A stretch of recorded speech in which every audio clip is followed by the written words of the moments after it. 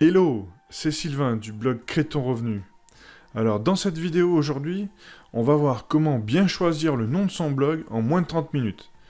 Donc vous avez envie de créer un blog, vous savez pas quel nom lui donner, vous avez peut-être déjà fait des essais mais c'est pas forcément concluant, vous avez vérifié le nom de domaine, c'était pas disponible, bon voilà. On va voir en 6 étapes comment créer le nom de son blog sans se prendre la tête.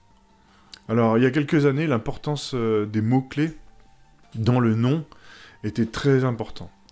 Et en fait, maintenant, avec les changements d'algorithme de Google, au fur et à mesure des années, le nom du blog et le nom de domaine importent beaucoup moins dans le référencement sur Internet. Donc en fait, concrètement, le contenu, c'est ce qui compte le plus dans votre blog. On dit partout sur Internet, le contenu est roi. Et c'est vrai que c'est ça. Vous pouvez très bien avoir un nom qui est complètement à l'opposé de votre contenu. Vous arriverez certainement à référencer vos articles sur Google, dans la mesure où ils sont bien faits, sur d'autres mots-clés. Donc le nom de votre blog, c'est pas quelque chose qui doit vous faire perdre trop de temps. C'est pour ça qu'on va avoir quelques conseils pour essayer de speeder cette décision pour passer à des choses plus sérieuses et plus importantes.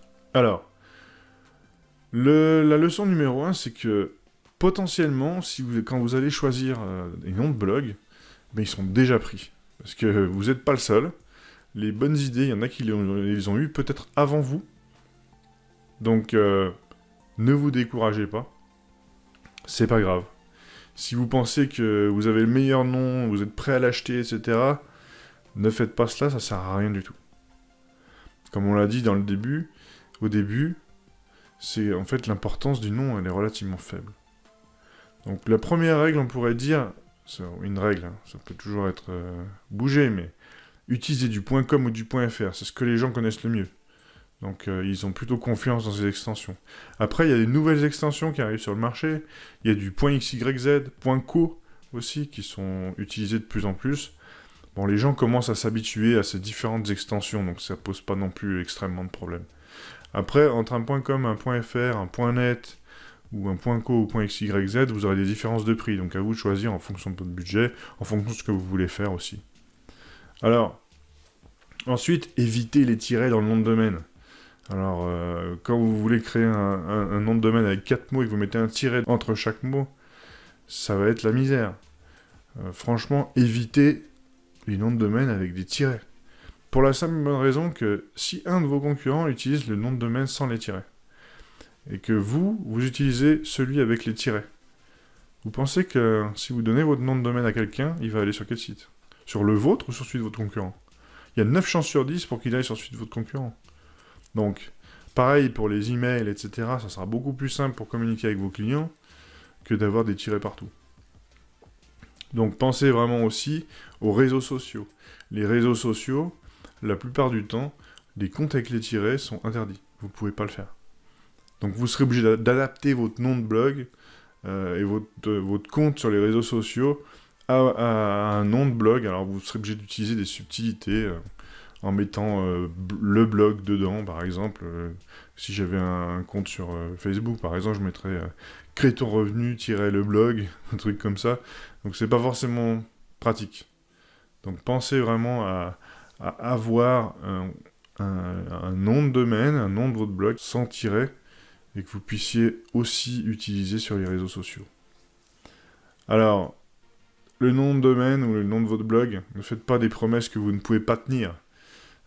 Par exemple, gagner de l'argent sans rien faire, ou être millionnaire en 3 jours, ou perdre du poids en mangeant des frites, par exemple. Mais voilà, en gros, il faut aussi que ces noms fassent suffisamment sérieux, et pour être crédibles sur Internet. Donc évitez quand même des noms dans ce style. Ensuite, les doubles sens, les jeux de mots, etc. Bon, après, ça dépend de vous. Hein. Les gens à l'esprit mal placé, ils n'hésiteront pas à vous tailler si vous avez fait un mauvais jeu de mots, ou si vous n'avez pas pensé à une signification un peu tordue qui peut exister. Donc faites attention à cela. Évitez aussi des noms qui sont trop proches de vos concurrents. Par exemple, vous voulez créer un site avec un nom qui est déjà pris en .com. Le .fr il est libre, le .net est libre, les autres noms sont libres, mais le .com est pris. qu'est-ce que vous faites? Eh bien, si c'est un site en .com qui est bien établi, qui a des comptes sur les réseaux sociaux, qui a un branding, une marque qui est déjà vraiment établie, franchement, changez de nom. Parce que vous allez franchement avoir du mal à vous imposer avec un nom comme celui-là. Surtout si c'est dans des choses dans le même domaine, attention. Donc, vaut mieux essayer de se démarquer avec un nom un peu différent, et puis arriver à se référencer correctement sur Google dans notre domaine. Donc, comment faire concrètement pour choisir rapidement un nom de blog? Alors, la première chose, c'est d'établir une liste de mots-clés qui sont relatifs à votre niche, ou alors au domaine dans lequel vous allez faire votre blog, concrètement. Donc, quel est le but de votre blog? Quels sont les adjectifs qui décrivent votre blog? Ensuite, une fois que vous avez trouvé tous ces termes qui sont relatifs à votre domaine, eh bien vous essayez de trouver des synonymes. Donc là, vous pouvez aller sur des sites qui vont vous permettre de trouver des synonymes à ces différents mots. Et une fois que vous avez tout ça, vous avez peut-être 30, 50 mots différents, vous mixez le tout. Vous mixez le tout en essayant de vous rappeler 3 choses. Il faut que ça sonne bien quand vous le dites. Donc il faut que c'est quelque chose qui soit prononçable, quelque chose qu'on puisse se rappeler facilement, et puis faire attention après le nombre de syllabes, bien sûr. Donc plus le nom de domaine est court, plus c'est facile à mémoriser, bien sûr. Mais bon, maintenant les noms de domaine courts, ça commence à être très difficile à trouver. Donc voilà, essayez de vous limiter dans les 4 mots à tout casser, et ça devrait être déjà bien. Donc normalement, avec ça, vous arrivez à trouver 10 noms de domaine différents. Et on peut prendre un exemple concret, j'avais pris dans mon article du blog, sur les objets high-tech, vous voulez faire un blog dans le domaine des objets high-tech. Les mots-clés relatifs à la niche, alors on a high-tech, objets connectés, je vais faire des tests, des guides d'achat, etc. Les synonymes, préparation d'achat, le top 2, évaluation, essai. Et puis ensuite, les mots qui décrivent l'activité, fun, passionné, moderne, etc. Bon, là, on voit tout un panel de mots qu'on peut utiliser, ensuite on mixe tout. Donc là, par exemple, high-tech test, high-tech reviews, fun high-tech test, passion high-tech, pro connect, pour les objets connectés, best high-tech test. Voilà, c'est tous des mots un peu à consonance anglaise, pour la simple et bonne raison que, à la base, le nom, c'est des objets high-tech. Mais voilà, ça peut s'appliquer à plein de domaines différents. Je pense que vous avez compris le principe. Il y a des sites qui vous aident aussi à trouver des noms. Donc, c'est assez intéressant de l'utiliser. Le gros problème, c'est que c'est souvent en anglais. Donc, vous allez avoir le même système qui est fait. Vous mettez votre mot, le mot principal que vous voulez avoir, et ensuite, ils vont vous sortir des déclinaisons avec plein de choses qui vont être greffées soit devant, soit derrière le nom que vous avez mis, puis vous arrivez parfois à des noms qui sont assez intéressants. Parmi ces sites qui vous permettent de trouver potentiellement votre nom de blog ou votre nom de domaine, il y en a un qui s'appelle Namevine, qui est pas mal parce qu'en fait, il permet justement, comme je vous ai expliqué, de générer des noms aléatoires en fonction de ce que vous avez tapé. Donc si je mets par exemple quelque chose qui est relatif, mettons qu'on veuille créer un truc sur un exercice de fitness, ou plutôt sur un truc de vélo. Allez, partons sur la création d'un site dans le vélo. Donc si je mets vélo ici, et bien ici on verra que le site va nous faire des suggestions de domaine. Donc là, auvergne-rhône-alpes-vélo.com par exemple, là il se base sur la région. Rhône-Alpes par exemple ici, Vélo Guys, findvélo.com. Donc ça sera tout avec des termes anglais la plupart du temps. Drop Vélo, Vélocaster, Vélo Engine, voilà, donc il y a pas mal de choses, mais même que ça soit en anglais, ça peut quand même vous donner des éléments de recherche qui sont assez intéressants en fait pour trouver un nom de domaine. Puis vous voyez une chose aussi qui est très intéressante avec ce type de site, c'est qu'il va vérifier que les différents comptes sur les réseaux sociaux avec ce nom-là sont déjà pris ou pas. Donc là, typiquement, vélo, c'est un peu trop générique. Tous les noms sont déjà pris. Donc c'est pas vraiment très bien. Par contre, si je dis Vélo Passion, par exemple, Vélo Passion, on voit sur YouTube, c'est dispo, sur Tumblr, oui, mais par contre, le .com n'est pas dispo, Instagram non plus, Facebook non plus. Voilà. Ça peut peut-être peut-être poser problème. Maintenant, si on met cross, vélo passion, par exemple, là, on voit, il y a un peu plus de monde qui est disponible. Alors, bicross, vélo passion. Voilà, là, on voit déjà, ça commence à être mieux. On a tout qui est vert, sauf Twitter et Pinterest. Est-ce qu'on veut faire vraiment Twitter et Pinterest? Après, c'est à voir. C'est à voir. Donc voilà, il y a vraiment moyen de trouver quelque chose d'intéressant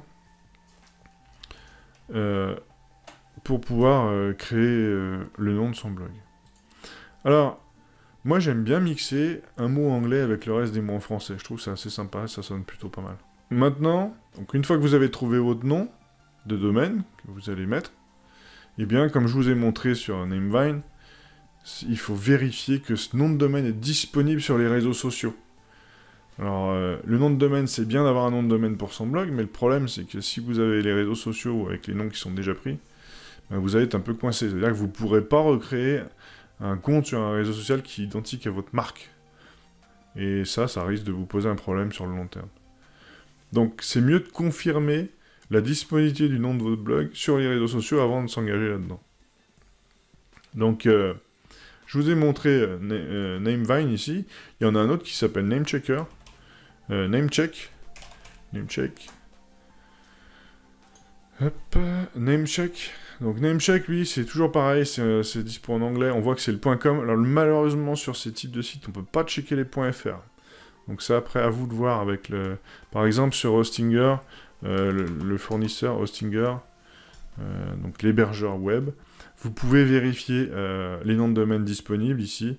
Donc là, vous avez qu'à taper, par exemple, Vélo Passion, comme on a dit, Vélo Passion France, et puis vous pouvez vérifier si le domaine est disponible ou pas.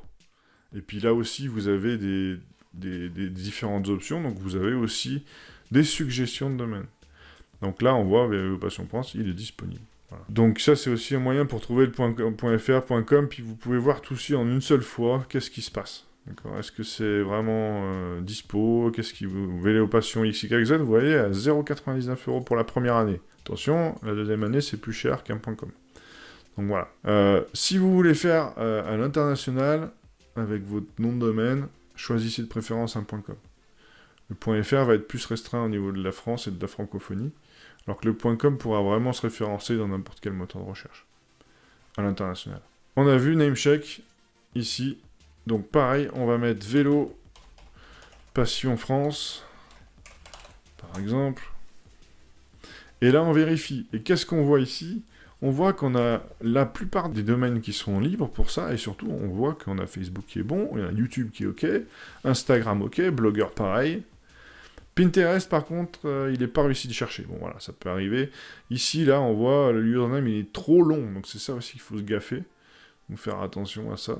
Mais là, on est plutôt bien hein, quand on voit ça, d'accord? Une fois que vous avez trouvé les noms sur les réseaux sociaux, attendez pas. Une fois que vous avez souscrit à votre nom de domaine, pensez à créer en avance vos comptes sur les réseaux sociaux. Au moins, vous êtes tranquille. Même si vous n'en servez pas tout de suite, vous pourrez peut-être pas tout faire dès le début, mais au moins, vous avez réservé les noms. Donc, c'est assez pratique. Ensuite, si jamais vous voyez que votre nom de domaine est disponible, mais sur les réseaux sociaux, ben, c'est pas disponible du tout. Qu'est-ce que vous faites? Eh bien là, à vous de choisir quelque part, parce que ça dépend de vos stratégies. Est-ce que vous voulez utiliser le réseau social en question qui n'est pas disponible?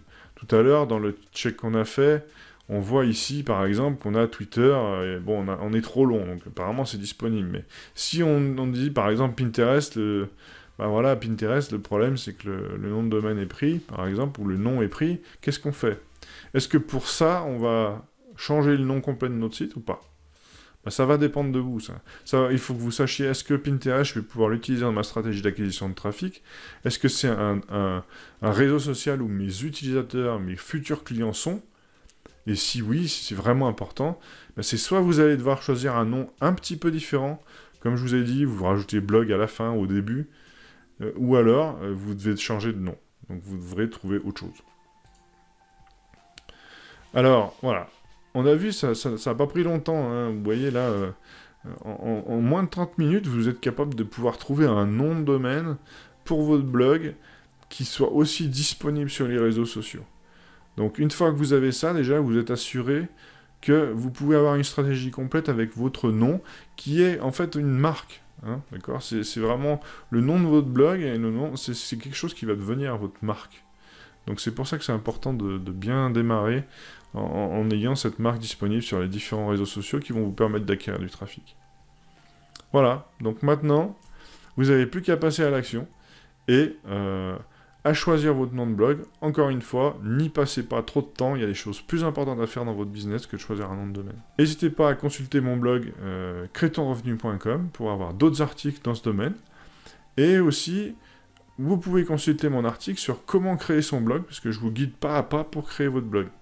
Donc si vous ne l'avez pas encore fait, vous en êtes au choix du nom de domaine. Une fois que vous avez choisi votre nom de domaine, regardez ce guide, et je pense que vous pourrez être vraiment intéressé par ce qu'il y a dedans. Alors, si cette vidéo vous a plu, n'hésitez pas à laisser un commentaire, à mettre un pouce bleu et à vous abonner à la chaîne. À la prochaine. Ciao!